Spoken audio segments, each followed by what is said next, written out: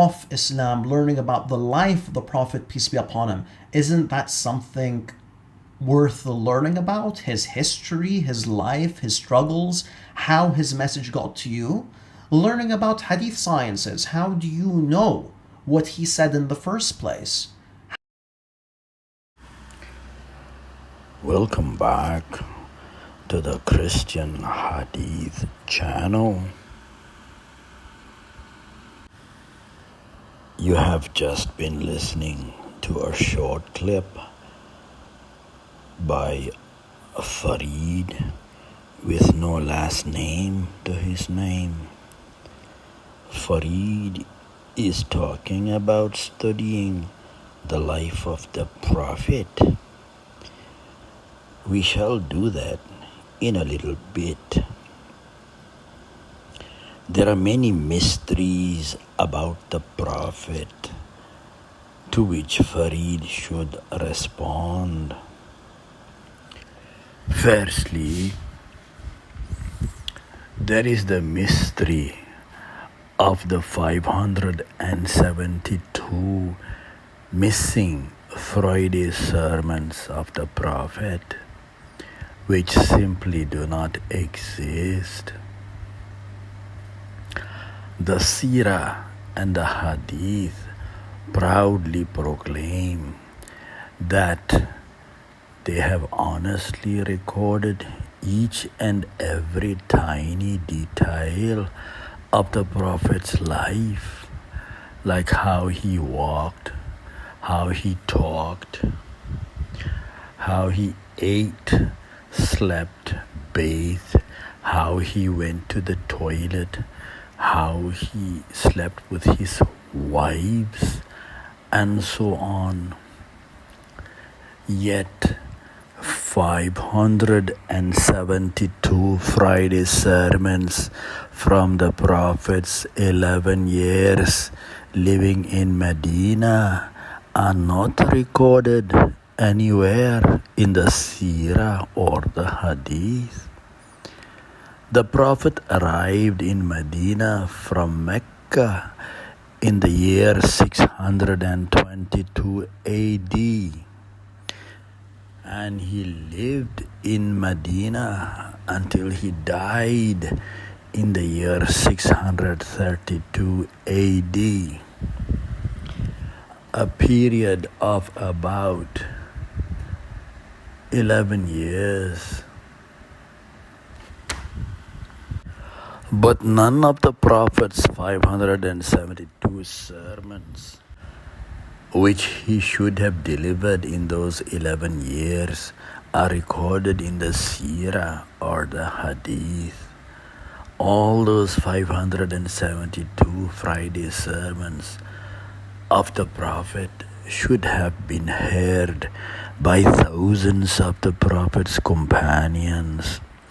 They should be part of mutawatir narrations, meaning narrated by more than one narrator. But the truth is, there are no records of any of the Prophet's 572 Friday sermons.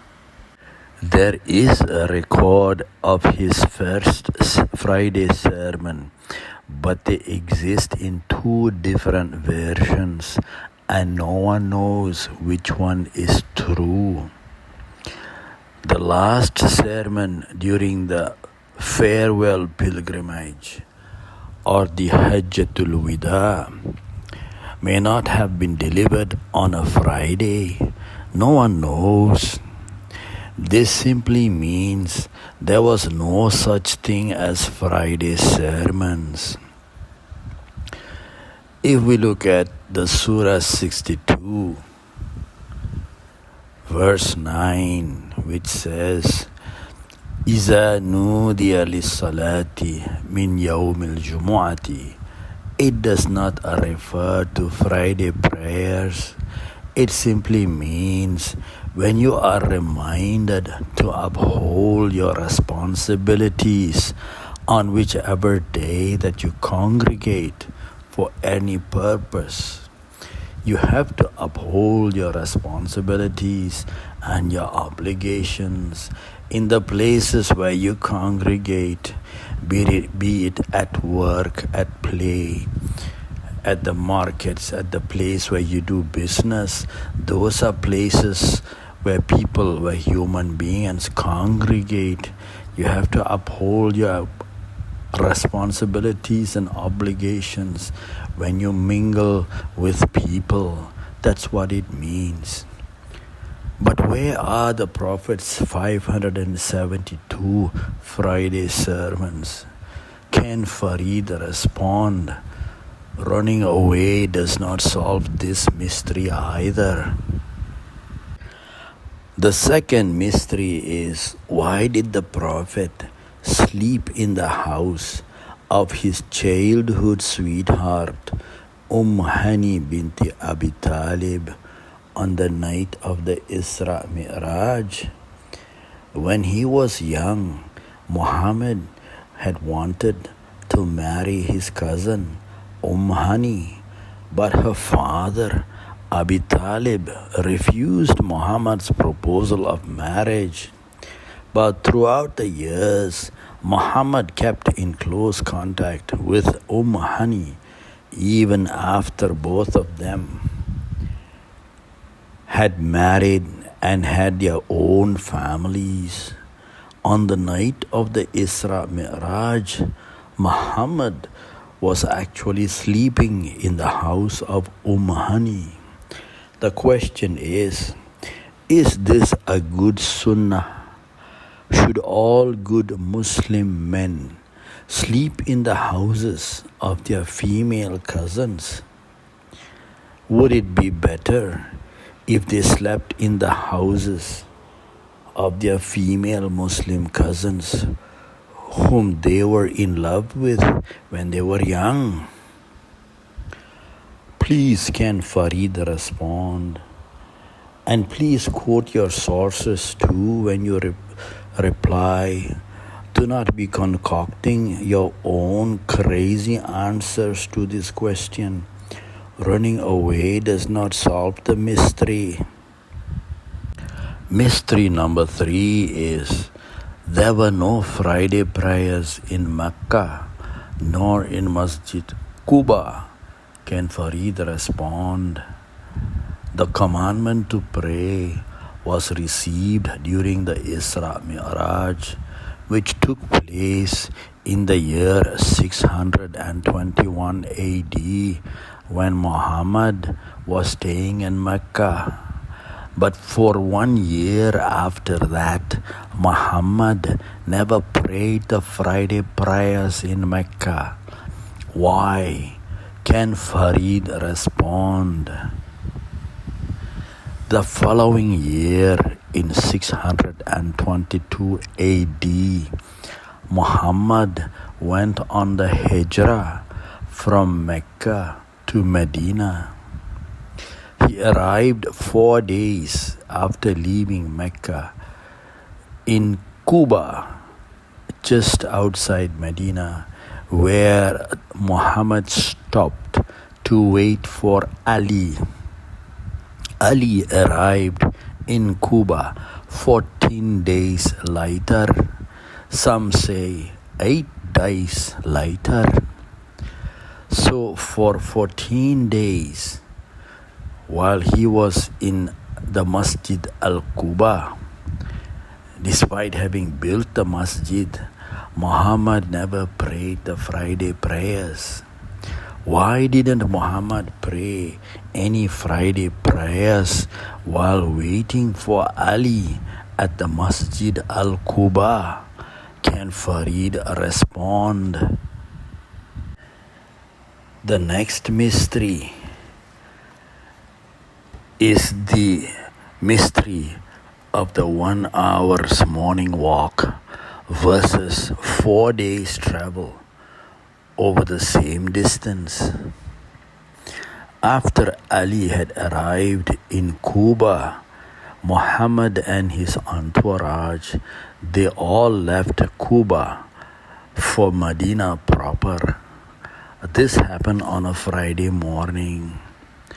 Shortly thereafter, about an hour or two, Muhammad and his entourage arrived at the village of the Banu Salim. The distance from Masjid Quba to the village of the Banu Salim was and still is about 2 kilometers in a straight line, walking in the desert. You can check out Google Maps. The Banu Salim had already converted to Islam, so they insisted that the Prophet stop in their village and pray the Friday prayer. Muhammad agreed. So this was the first Friday prayer in Islam, which was held in the masjid of the Banu Salim. This masjid would later be renamed as the Masjid Juma, and it is there until today in the city of Medina. After the first Friday prayers in Islam at the Masjid Juma, the Prophet and his entourage left again for Medina. The Prophet arrived in Medina at the spot where he would build the Masjid Nabawi. The distance from Masjid Juma to Masjid Nabawi was and still is about 2.5 kilometers. This is walking straight line in the desert. You can check Google Maps. But lo and behold, according to the Seerah, the Prophet arrived at the site of the Masjid Nabawi on Monday, 12th Rabiul Awal.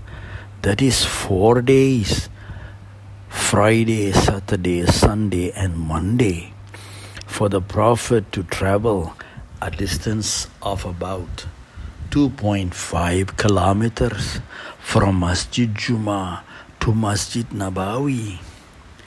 How could the Prophet travel 2 kilometers from Masjid Quba to Masjid Juma in about 1 hour on a Friday morning, and then take 4 days to go another 2.5 kilometers to Masjid Nabawi? This is a mystery. Can Farid please respond?